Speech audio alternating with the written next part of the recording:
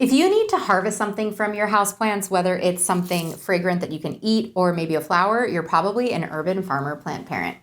If your windowsills are filled with potted herbs and even microdwarf tomatoes, you're probably an urban plant parent. If you are a chef who loves to say, oh yeah, this basil's from my garden, you're probably an urban plant parent. And if you dabble in the art of hydroponics, you're probably an urban plant parent. And you are so welcome here.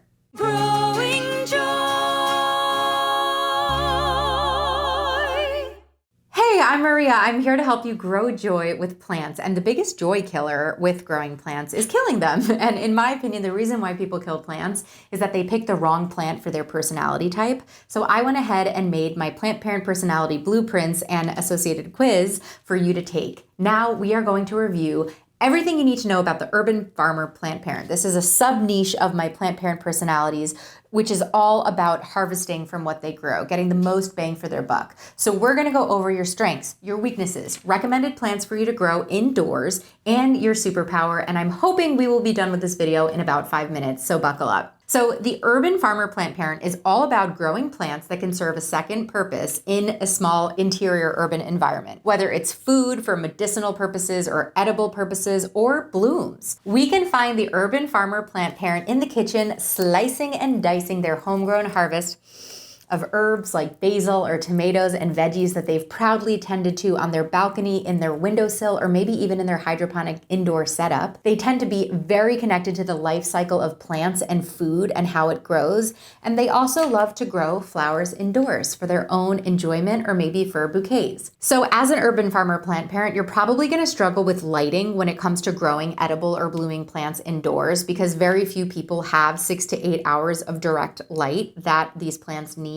So you're probably going to have to supplement your lighting with grow lights or use a hydroponic system like the Lettuce Grow or the Click and Grow. I have videos on both of those because I have them inside that have grow lights that come on timers to ensure that nothing gets leggy. It's kind of like a set it and forget it type growing situation. So if you're growing food on a sunny windowsill, I would say start with lettuce. You do need 6 to 8 hours of direct light for herbs or any type of fruiting plants. If you have a grow light inside, then the world is your oyster for what you can grow. You could grow miniature dwarf varieties of tomatoes, peppers, eggplants. They are cultivating so many dwarf varieties of so many of the edible plants that we know and love in our outdoor gardens.